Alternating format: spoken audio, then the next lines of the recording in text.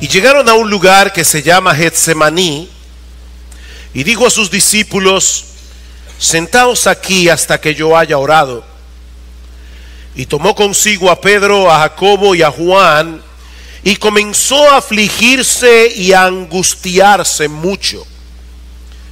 Y les dijo: mi alma está muy afligida hasta el punto de la muerte.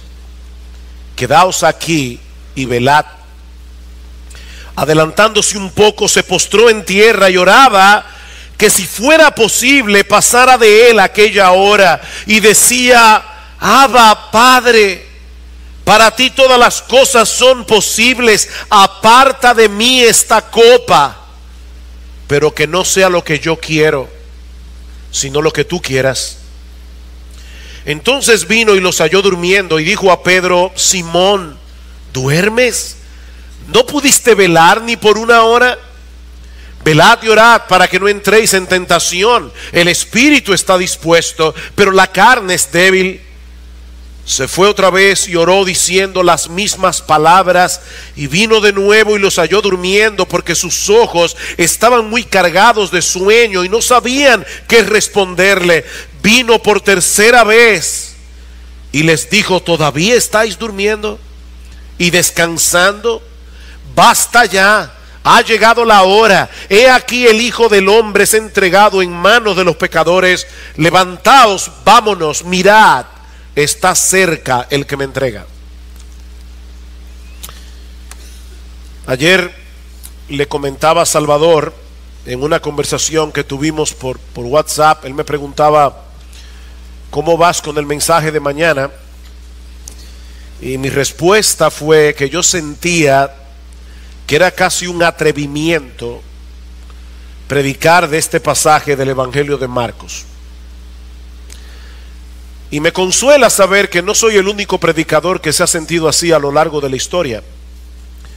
Spurgeon decía que al acercarnos a este pasaje estamos entrando en el lugar santísimo de la vida terrenal de nuestro Señor. Este es un misterio similar al que vio Moisés cuando la zarza ardía en fuego y no se consumía. Ningún hombre puede exponer correctamente un pasaje como este. ¿Oyeron eso, hermanos? Spurgeon, el gran predicador del siglo XIX. Ningún hombre puede exponer correctamente un pasaje como este. Se trata de un tema más apropiado para ser meditado en oración y con un corazón quebrantado que para ser expresado en lenguaje humano. Y en un tono similar decía Juan Carlos Ryle, otro gran predicador inglés contemporáneo de Spurgeon: la historia de la angustia de nuestro Señor en el huerto de Getsemaní contiene cosas que los teólogos más sabios no pueden explicar completamente. Sin embargo, el Espíritu Santo guió a 3 de los evangelistas a que incluyeran este relato en sus biografías teológicas del Señor Jesucristo. Porque hay varias cosas aquí que tú y yo necesitamos conocer, necesitamos atesorar, aunque no podamos entenderlas del todo. Así que no voy a pedirles que se quiten el calzado de sus pies en esta mañana. Pero mis hermanos, yo quiero que ustedes entiendan desde el principio de este mensaje que nosotros vamos a estar pisando terreno santo en el día de hoy. Nosotros vamos a estar pisando terreno santo. De verdad, créame, yo me siento que es un atrevimiento tratar de explicar esto, pero al mismo tiempo sé que es lo que Dios quiere que haga. Porque a través de este pasaje Dios descorre el velo para que nosotros podamos tener un vislumbre de lo que estaba sucediendo en el alma humana de Jesús antes de la muerte en la cruz del Calvario, unas horas antes de su muerte. Se ha dicho muchas veces desde este púlpito que nuestro Señor Jesucristo es 100% Dios y al mismo tiempo 100% hombre, sin que ninguna de las dos naturalezas afecte a la otra en ningún sentido. Es decir, su humanidad no disminuyó en nada sus atributos divinos, pero su naturaleza divina tampoco potencializó ninguna de las capacidades humanas de Jesús. Él no era un Superman. Mis hermanos, Jesús era tan divino como el Padre y tan humano como tú y como yo. ¿Qué misterio? Jesús era tan divino como el Padre, tan divino como el Espíritu Santo y tan humano como tú y como yo, excepto por el hecho de que Él era sin pecado. Y en este pasaje vemos al Dios encarnado enfrentándose a la expectativa de un horror inimaginable. Y mis hermanos, Dios quiso que nosotros, comunes mortales, Dios quiso que nosotros escucháramos el clamor de su Hijo en esas horas previas a la crucifixión. Dios quiso compartir con nosotros ese momento de intimidad, porque hay algunas verdades sobre Cristo, sobre su obra de redención en este pasaje que tú y yo necesitamos conocer. Ahora permítame poner este texto en su contexto antes de explicar lo que Marcos nos relata aquí. Hace unas semanas atrás vimos que Jesús y los discípulos habían celebrado juntos la cena pascual esa noche en el aposento alto. Allí quedó instituida la ordenanza de la cena del Señor y luego partieron hacia el huerto de Getsemaní. Este era probablemente un huerto privado que alguien había puesto a disposición de Jesús durante su ministerio y que él solía usar para apartarse del bullicio de la ciudad y así tener un tiempo a solas con el Señor, o para instruir de manera privada a sus discípulos. Ahora me pone a pensar, mis hermanos, que nosotros no sabemos quién era el dueño de este huerto. No sabemos, era una persona desconocida. Como no sabemos quién era el dueño del burro que Jesús usó para la entrada triunfal en Jerusalén, no sabemos quién era el dueño del aposento alto en el que Jesús celebró la Pascua con sus discípulos. Eso es alentador. Muchas personas desconocidas, y tal vez hay algunos aquí, han servido a Jesús a lo largo de los siglos, desconocidos. Pero todos ellos serán recordados en aquel día en el que cada uno recibirá su recompensa, no por su fama, sino por lo que hicieron para él, aunque nunca nadie se haya enterado. Qué bendición.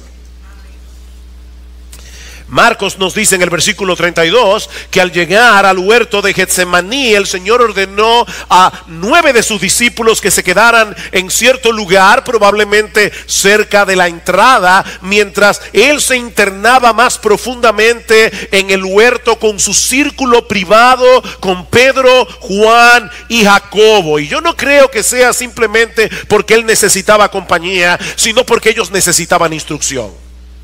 Como líderes del grupo apostólico, ellos necesitaban instrucción, una instrucción que luego iban a traspasar al resto de los discípulos.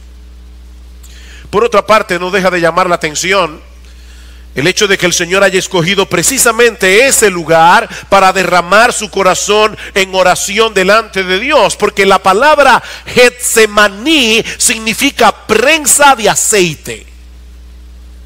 Allí se cultivaban y se trituraban las olivas, y allí también sería triturada el alma humana de nuestro Señor ante la perspectiva de lo que estaba a punto de ocurrir unas horas más tarde.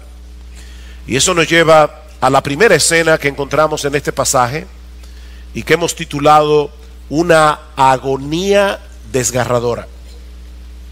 Una agonía desgarradora.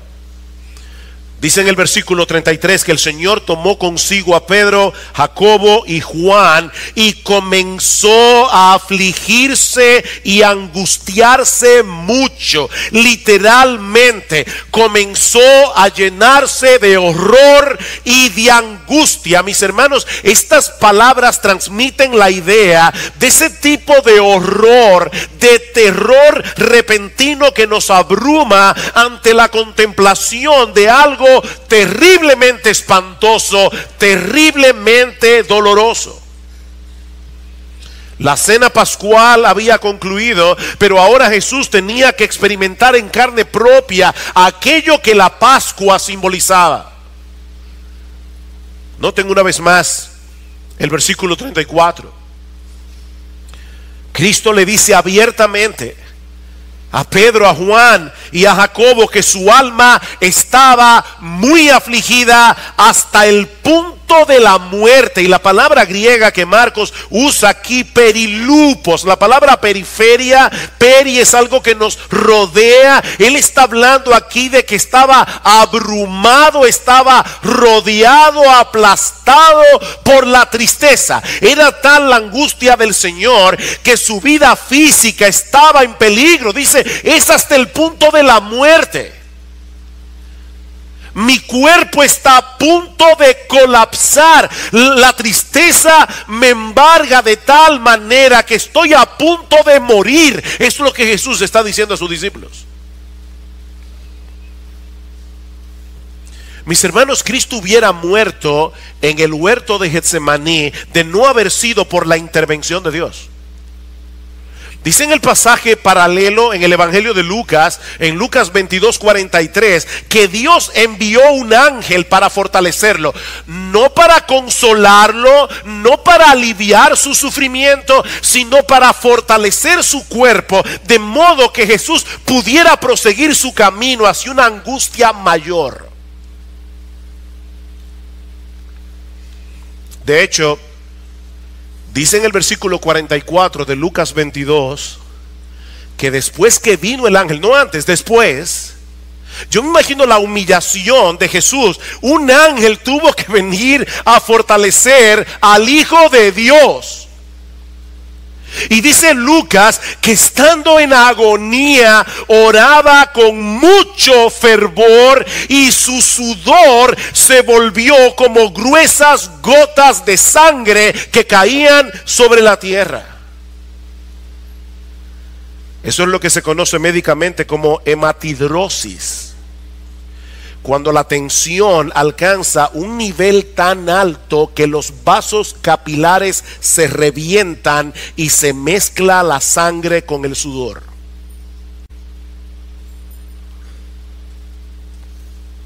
Mis hermanos, los evangelistas no ahorran palabras para que nosotros entendamos el sufrimiento de Jesús en Getsemaní. Ahora, ¿qué era lo que había llenado de terror el alma de Jesús en ese momento? Porque a través de la historia nosotros encontramos a muchos hombres y mujeres que se enfrentaron a la muerte con un coraje y una quietud extraordinarios, incluyendo muchos mártires cristianos. Pensamos en Policarpo, enfrentando la hoguera, con una quietud impresionante. Mis hermanos, ¿cómo podemos explicar que muchos de los seguidores de Jesús parecen haber enfrentado la muerte con más entereza que él? ¿Acaso eran más valientes? ¿Acaso tenían más fe? Por supuesto que no. Pero Cristo se estaba enfrentando esa noche con algo que ninguno de los suyos han enfrentado ni enfrentarán jamás. Algo que aún era completamente desconocido para el mismo Jesús. Y eso lo vemos en el contenido de su oración, lo que nos lleva a nuestro segundo encabezado, una petición suplicante. Versículo 35. Adelantándose un poco, se postró en tierra y oraba que si fuera posible pasara de él aquella hora, y decía: Abba, Padre, para ti todas las cosas son posibles. Aparta de mí esta copa, pero no sea lo que yo quiero, sino lo que tú quieras.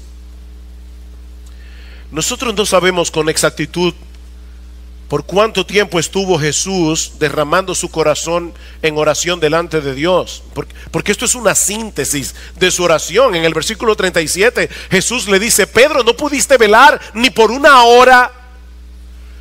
Nosotros no sabemos cuánto tiempo estuvo Jesús orando, pero sí sabemos cuál fue la esencia de su petición. De ser posible, él no quería pasar por la experiencia de tener que tomarse el contenido de esa copa.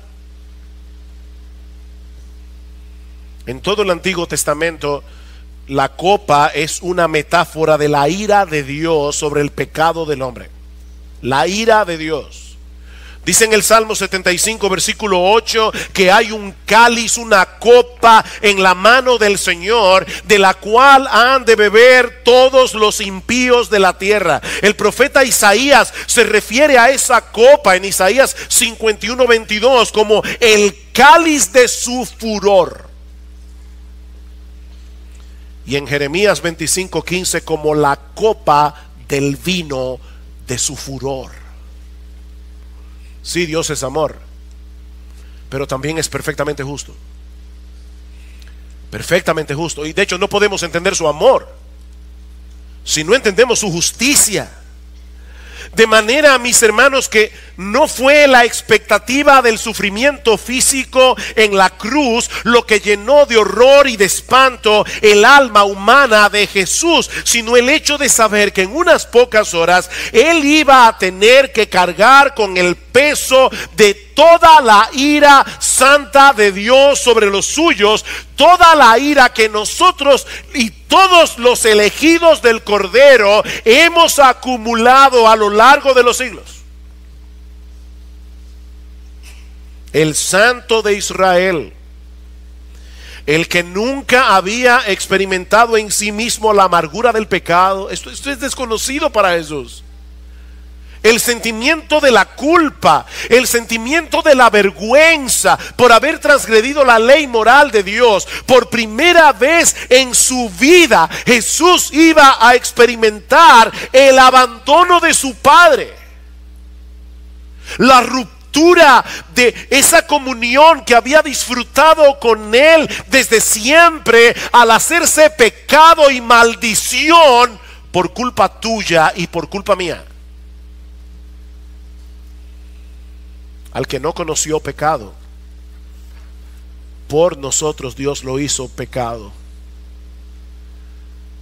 Por nosotros, a favor de nosotros, por causa de nosotros, Dios lo hizo pecado. Cada crimen, cada blasfemia, cada desobediencia, cada motivación o pensamiento pecaminoso de todos aquellos que Él vino a salvar serían descargados sobre Él en la cruz del Calvario. Mis hermanos, Cristo iba a sufrir literalmente miles de infiernos concentrados en esa cruz. El infierno que todos nosotros merecemos por nuestros pecados sufridos en un instante.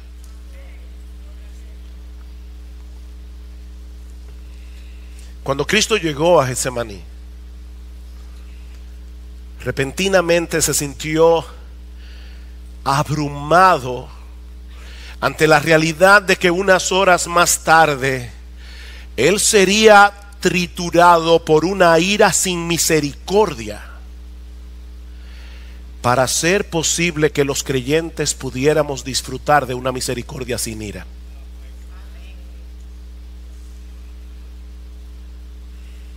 Ahora uno se pregunta, ¿acaso no sabía Jesús que esa hora iba a llegar tarde o temprano? Claro que lo sabía. Se lo había dicho a los discípulos más de una vez. Pero mis hermanos, no es lo mismo tener un conocimiento teórico de algo que va a suceder en el futuro que verse de repente en el umbral de esa experiencia. No es lo mismo. Guardando la distancia es como las mujeres que están encintas. Toda mujer embarazada sabe que dentro de 9 meses llegará el parto.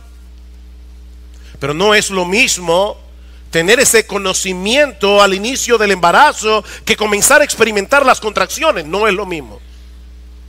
Y ustedes lo saben, mis hermanas. Dice Jonathan Edwards: en el huerto de Getsemaní, Jesús tuvo una visión cercana del horno de ira en el que iba a ser lanzado. Estuvo ante la puerta para que pudiera verlo, para que pudiese observar la fuerza de las llamas y la intensidad del calor, para que supiese a dónde iba y lo que iba a sufrir. Y no olviden, mis hermanos, lo que decíamos al principio de este mensaje. Jesús era tan divino como el Padre y tan humano como tú y como yo. Por eso implora y suplica, y dice el autor de Hebreos, dice con gran clamor y lágrimas, con gemidos audibles, Jesús suplica: Padre, pasa de mí esta copa, si es posible.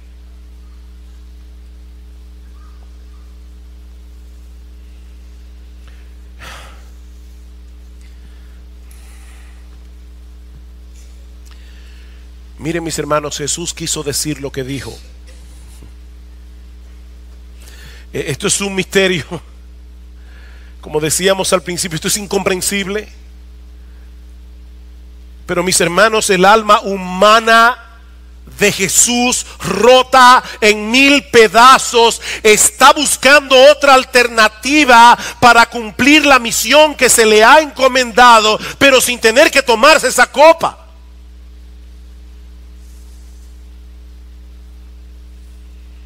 Y yo sé que muchos pueden sorprenderse al escuchar a Jesús pidiendo algo así, pero como bien señala John MacArthur, no deberíamos esperar otra cosa de alguien tan puro como él. Escuchen a MacArthur, dice: esta es la única respuesta posible de una persona santa ante la idea de tener que llevar el pecado, la culpa y el juicio. Esta es la respuesta más aceptable, más normal, más esperada. Nosotros no tenemos un odio perfecto por el pecado, pero él sí lo tiene. Todo su ser sentía repulsión ante el pensamiento de la iniquidad. Él es demasiado puro para mirar aquellas cosas que son pecaminosas. Ni siquiera puede contemplarlas, dice en Habacuc capítulo 1 versículo 13. No es de extrañar entonces, dice MacArthur, que en ese momento él llegara casi al punto de la muerte y un ángel tuviera que venir y rescatarlo de alguna manera.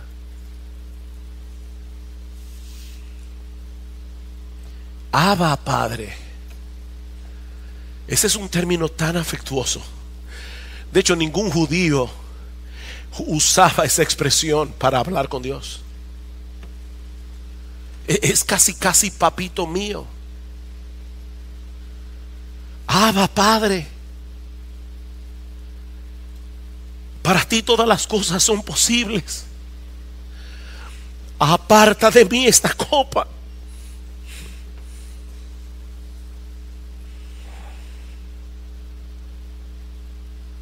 Sí, teóricamente todas las cosas son posibles para Dios, pero esto que Jesús está pidiendo como hombre no era posible. No era posible. Para que Dios pudiera mostrarnos su misericordia sin pasar por alto su justicia, el Hijo de Dios tenía que sufrir el castigo que todos nosotros merecemos por nuestros pecados. No había otra manera. Por eso alguien decía que aunque Cristo vino a predicar el evangelio, el objetivo principal de su venida es que hubiese un evangelio que predicar.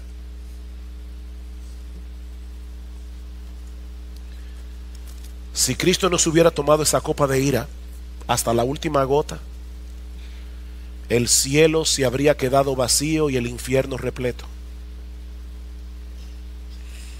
El diablo hubiera ganado. No hubiera habido salvación para nadie, porque entonces esa copa de ira te la habrías tenido que tomar tú, o me la habría tenido que tomar yo.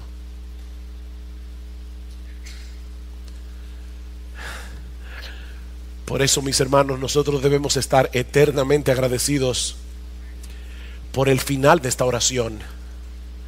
Que no sea como yo quiero. Oh Padre, si fuere posible, pasa de mí esta copa, pero que no sea como yo quiero, sino como tú. En el huerto de Getsemaní, la voluntad humana de Jesús quedó perfectamente alineada con la voluntad de Dios. Ese fue el resultado de su oración. Bajo ninguna circunstancia Cristo abortaría la misión que le fue encomendada. ¿Saben por qué? Por el amor que tenía por su Padre y por todos aquellos que él había venido a salvar.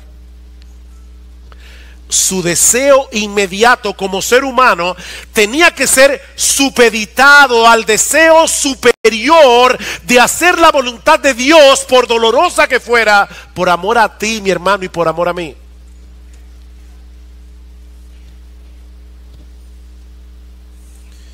Por horrible que fuera el sufrimiento, ningún obstáculo era lo suficientemente grande como para impedirle a Jesús continuar el camino de la obediencia. Que no se haga lo que yo quiero,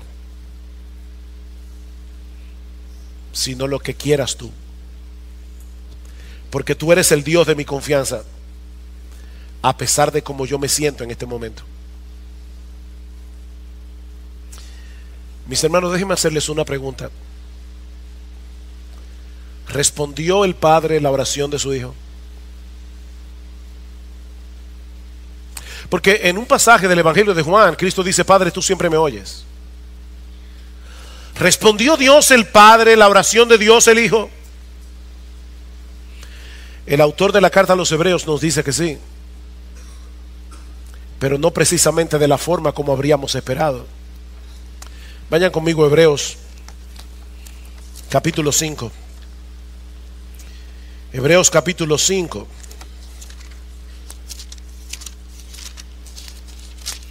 Versículo 7.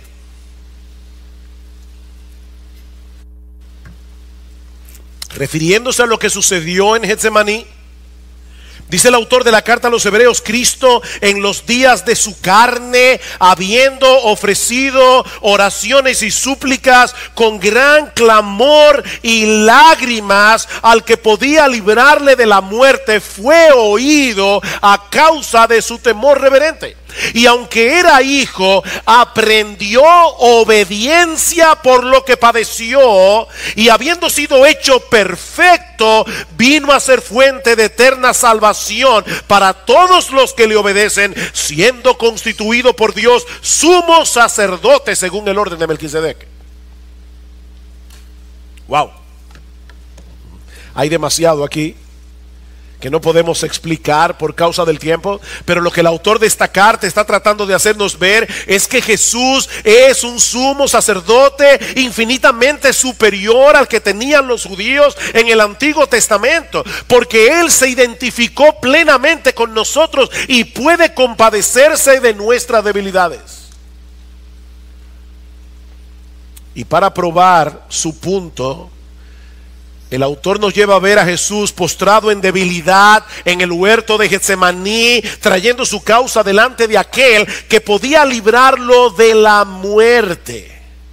Y hay una pequeña preposición aquí que debe ser traducida más bien desde la muerte. Cristo no fue librado de morir, pero sí fue librado del poder de la muerte en su resurrección.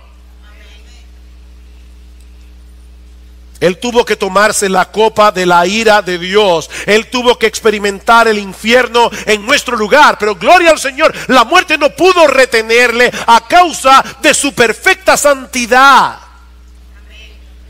Él había orado que no se hiciera su voluntad, sino la del Padre. Y la voluntad del Padre era salvar a sus elegidos por medio de la muerte de su Hijo. Así que, mis hermanos, su oración fue oída porque se hizo la voluntad de Dios, tal como Jesús había pedido. Y por causa de esa sumisión de Jesús a la voluntad del Padre, no solo tenemos a un Salvador, sino también a un sumo sacerdote que se puede compadecer de nosotros, sobre todo en aquellos momentos cuando nos encontramos en mayor debilidad. Tenemos un sumo sacerdote que nos entiende. Cuando vemos en el camino de la obediencia algo por lo que no queremos pasar, y Jesús está a nuestro lado diciéndote: hijo mío, yo pasé por ahí. Yo sé lo que es eso, yo te entiendo. Yo te entiendo y estoy intercediendo por ti, pidiéndole al Padre que te dé la fuerza, que te dé la gracia, que te dé los recursos que tú necesitas para atravesar por ese camino. Dice el autor de la carta a los Hebreos que a través del sufrimiento Jesús aprendió la obediencia. ¿Oyeron eso?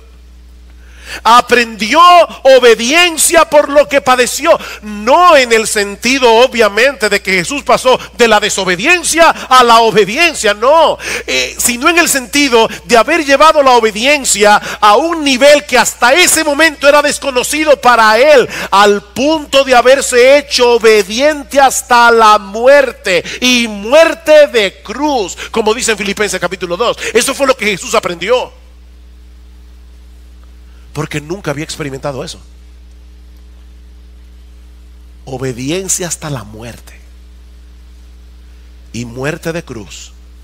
Y habiendo sido hecho perfecto, dice el autor de la carta a los Hebreos, no que él era imperfecto, pero habiendo sido hecho perfectamente adecuado para ejercer el oficio de Salvador y sumo sacerdote, de no haber muerto en la cruz, Cristo no hubiera sido hecho el perfecto Salvador, Él no hubiera sido hecho el perfecto sumo sacerdote, pero habiendo pasado por la cruz, vino a ser fuente de eterna salvación para todos los que le obedecen.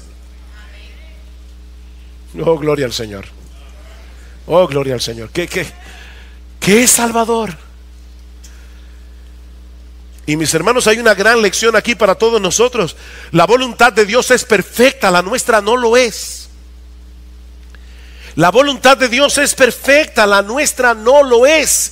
De manera que al venir delante de Dios en oración, no lo hacemos para torcer su voluntad, sino para alinear nuestra voluntad con la suya. Nuestro Señor Jesucristo derramó su corazón en la presencia de Dios, y su oración fue contestada al darle la fortaleza necesaria para continuar en el camino de la obediencia, por más doloroso que fuera, y al haberle levantado de los muertos al tercer día para no ver muerte nunca más. Él fue oído. Pero recuerda, mi hermano, cuando le ores a Dios, ve con esa actitud: Señor, yo no quiero eso. Cuando veo lo que me espera, me da pavor, pero tú eres más sabio que yo. Que se haga tu voluntad, no la mía. Pero este relato no termina ahí. En medio de su agonía, en medio de su tribulación interna, nuestro bendito Señor estaba preocupado por sus discípulos. Impresionante. Él estaba preocupado por Pedro, por Juan, por Jacobo. Y eso nos lleva a nuestro tercer encabezado: una exhortación afectuosa y amante. Versículo 37, Marcos 14 otra vez.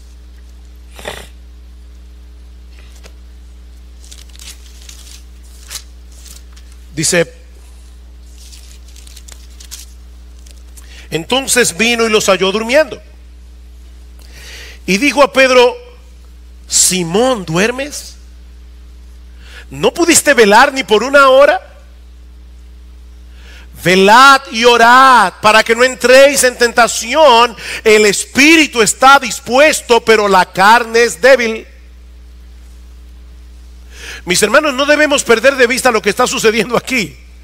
En su hora de mayor angustia y turbación, Jesús está preocupado por la condición espiritual de sus discípulos, a tal punto que detiene su tiempo de oración y comunión con el Padre para ir a advertirles que no bajaran la guardia.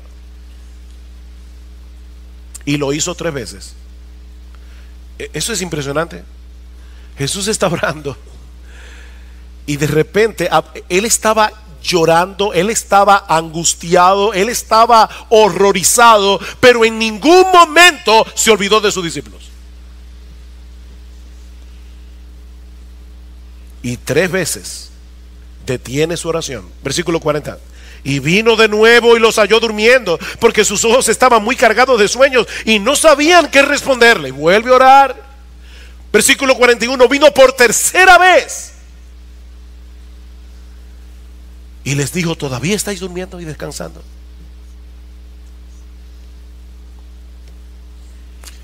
Recuerden, hermanos, que ya Cristo les había dicho en los versículos 27 al 31 que todos ellos serían probados severamente esa noche. Recuerdan que todos ellos iban a tambalear en su fe. Aún les había dicho que el diablo los había pedido para zarandearlos como a trigo, como dice en el Evangelio de Lucas. Pero en vez de permanecer en vela y orando, ellos estaban dormidos. Y ya me imagino a algunos aquí pensando: bueno, pero era tarde en la noche, ellos estaban agotados.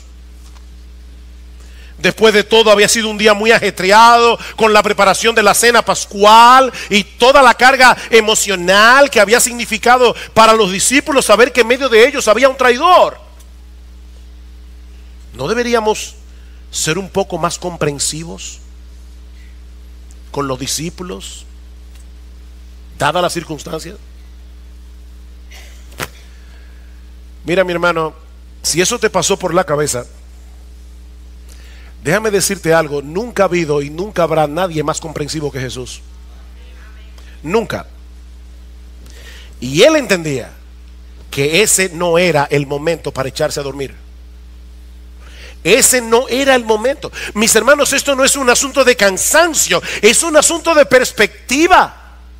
Una madre con un hijo muy enfermo hace lo imposible por permanecer despierta toda la noche para cuidar de su hijo. ¿O no es así? Y lo mismo hace el soldado que se encuentra en medio del campo de batalla rodeado de enemigos. Él sabe que el menor descuido puede significar un balazo en la cabeza. Y esa noche, de manera particular, los discípulos tenían todas las razones del mundo para permanecer en vela y oración. ¿Saben por qué no lo hicieron? El texto paralelo en el Evangelio de Lucas nos da la respuesta. Dice en Lucas 22:45 que cuando Jesús se levantó de orar, fue a los discípulos y los halló durmiendo a causa de la tristeza. Oh, no era un asunto de cansancio solamente. El problema de los discípulos es que las cosas no estaban saliendo como ellos esperaban. En vez de avanzar hacia un trono, era evidente que Jesús se encaminaba hacia la cruz. Ya ellos sabían que en medio de ellos había un traidor. Y para colmo de males, el Señor acaba de anunciarle que todos ellos lo iban a traicionar. Ese no era el final de la historia que ellos tenían en mente cuando comenzaron a seguir a Jesús. ¿Dónde está el reino? ¿Dónde está el trono? Los discípulos estaban apesadumbrados, los discípulos estaban entristecidos. Jesús también lo estaba. La diferencia es que en ese momento ellos pensaron que era una buena idea quedarse dormidos y olvidarse de todo. ¿Saben que cuando nosotros estamos dormidos, dejamos de pensar en nuestros problemas? La preocupación desaparece como por arte de magia. Pero ¿saben qué? Los problemas siguen ahí. La preocupación desaparece, pero los problemas siguen ahí. Lo que ellos necesitaban esa noche no era tratar de escapar quedándose dormidos. Lo que ellos necesitaban era recordar que estaban en medio de un gran peligro que Jesús ya les había anunciado, y mantenerse en vela y orando. Eso era lo que ellos necesitaban en ese momento. Porque esos son los medios de gracia que Dios nos ha provisto para pelear nuestras batallas. Mis hermanos, nosotros estamos en una guerra, y esta es una guerra que no se pelea de pie, se pelea de rodillas. Y de paso, hermanos, yo sé que hay muchas razones por las que una persona, miembro de iglesia bíblica del Señor Jesucristo, no puede venir el miércoles a orar. Entiendo que hay razones, pero examina tu corazón, porque es importante estar aquí, y es importante orar al Señor. Necesitamos depender constantemente del Espíritu de Dios. Escucha de nuevo las palabras del versículo 38. Velad y orad para que no entréis en tentación. El espíritu está dispuesto, pero la carne es débil. ¿Qué es lo que está diciendo Jesús? Que la buena disposición está ahí para seguir a Jesús, para hacer su voluntad. El espíritu está dispuesto, pero no podemos hacerlo en nuestras propias fuerzas. No podemos, porque nuestra carne es débil. Tenemos que depender de Dios para poder pelear nuestras batallas, mis hermanos, porque nuestra carne es débil, y esa dependencia se manifiesta en nuestras vidas a través de la oración. Piensen en esto, mis hermanos. Pedro, Juan y Jacobo vieron a Jesús esa noche caer a tierra, como dice Marcos en el versículo 35. Ellos vieron a Jesús con gran clamor, con lágrimas, depositar su carga en la presencia de Dios, con un espíritu de súplica y de total dependencia al Hijo de Dios. Ellos vieron al Hijo de Dios postrado en oración, pero en vez de imitar a su maestro,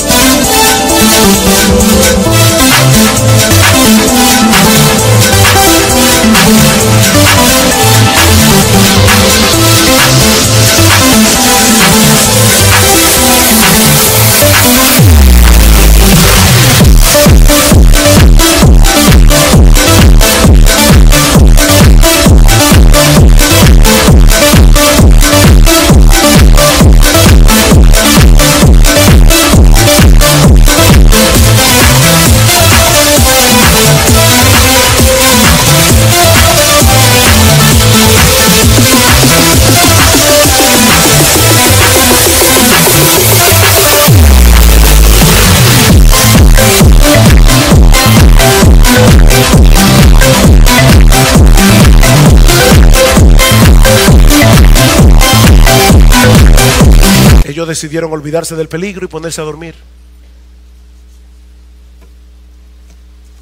El que no podía pecar está clamando en oración, y los que están a punto de ser zarandeados por el diablo están durmiendo. Qué ironía. Y mi hermano, antes de condenar a los discípulos, examínate tú.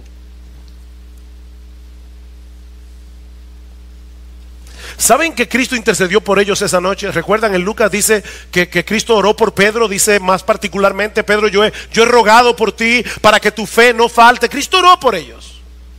Pero lo que el Señor está diciendo aquí es: yo oré por ti, pero ¿sabes qué, Pedro? Tú tienes que orar también. Mi oración no hace inútil la tuya. Velad y orad para que no entréis en tentación. Y es lo mismo con nosotros. Dice en Hebreos capítulo 7 versículo 25 que nuestro Señor puede salvar perpetuamente a los que por Él se acercan a Dios, viviendo siempre para interceder por ellos. Cristo está intercediendo constantemente a nuestro favor en la presencia del Padre. Yo no entiendo eso, pero es una realidad. Cristo está orando, intercediendo. Él es el sumo sacerdote. Él está intercediendo para que ninguno de los suyos se quede postrado permanentemente en el campo de batalla. Todos llegarán a su presencia, porque Él está orando. Pero de ninguna manera debemos dejar de velar y orar si queremos permanecer firmes en esta batalla de la fe.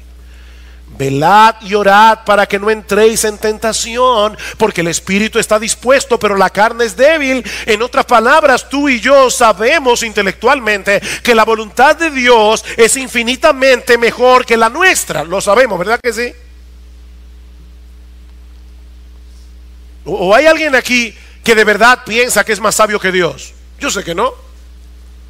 Yo sé que no. Nosotros teóricamente sabemos: no, Señor, tu voluntad es mejor que la mía. Si estuviéramos en un examen de teología y hay una pregunta de selección múltiple, ¿quién es el más sabio? ¿Tú?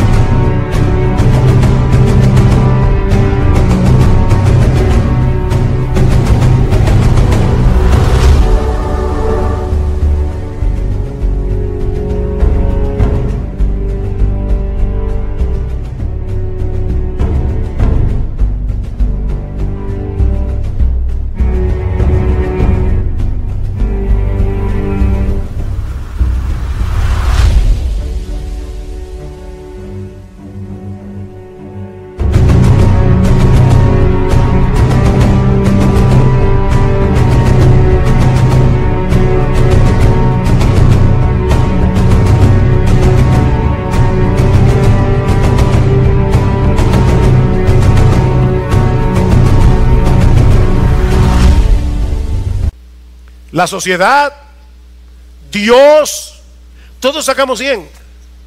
No, Dios es el más sabio. Pero hermanos, qué difícil es para todos nosotros, incluyéndome a mí, transitar por el camino de la obediencia cuando el otro sendero parece más fácil y más placentero.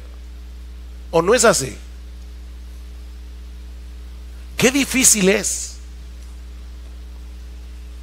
Vela y ora, mi hermano, para que no entres en tentación.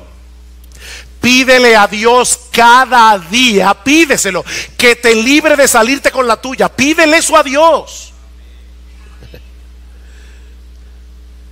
Pídele que te libre de hacer tu propia voluntad en vez de hacer la suya, por más dolorosa que la suya parezca.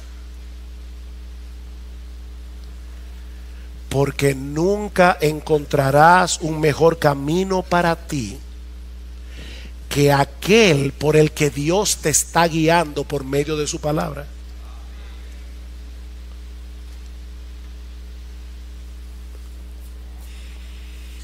Y si tú estás aquí sin Cristo en esta mañana,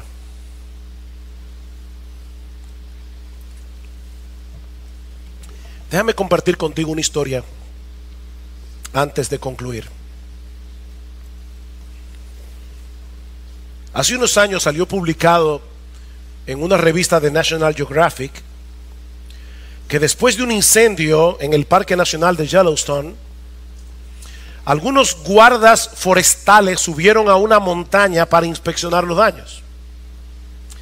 Y uno de los guardas encontró un pájaro que estaba carbonizado y petrificado, cubierto por las cenizas, acurrucado a los pies de un árbol. Y dice que desolado ante aquella imagen espeluznante, el guarda golpeó el pájaro con un palo y 3 pajaritos diminutos salieron corriendo de debajo de las alas de su madre muerta. Cuando el fuego llegó, la madre se mantuvo firme en lugar de huir, y los que estaban bajo sus alas sobrevivieron. Yo pienso que esa analogía en el contexto de este mensaje no necesita explicación. Ante la perspectiva horrorosa de tener que ser fulminado por la ira de Dios por causa de nuestros pecados, el Señor Jesucristo se mantuvo firme en el camino de la obediencia, proveyendo al pecador el único refugio seguro para el día del juicio. Mira, mi amigo, si hubiera sido posible para Dios perdonar nuestros pecados sin la muerte de Cristo en la cruz, puedes estar completamente seguro que el Padre no habría permitido que su Hijo amado pasara por esa experiencia tan abrumadoramente dolorosa. Pero no era posible. Jesucristo tenía que beberse esa copa hasta la última gota para que el Dios de toda justicia pudiera recibirnos en su presencia. Él tenía que sufrir el infierno para que nosotros no fuéramos a ese horrible lugar. Y es ese Dios, mi amigo, el que ahora te invita a responder en arrepentimiento y fe al mensaje del Evangelio, entregándote por entero a Jesucristo para vivir únicamente para Él. Existe un solo camino al Padre, y no es una religión, no es una filosofía, es una persona. Es una persona que, siendo Dios, se hizo hombre para pagar nuestra deuda con la justicia divina, para que todo aquel que en Él cree no se pierda, mas tenga vida eterna. Ven a ese refugio, y ven hoy, porque recuerda, este puede ser el último sermón que escuches en tu vida, como puede ser el último sermón que yo predique. Oh, que Dios bendiga su palabra en esta mañana. Que Dios impacte nuestro corazón al ver a Jesucristo postrado en oración en el huerto de Getsemaní.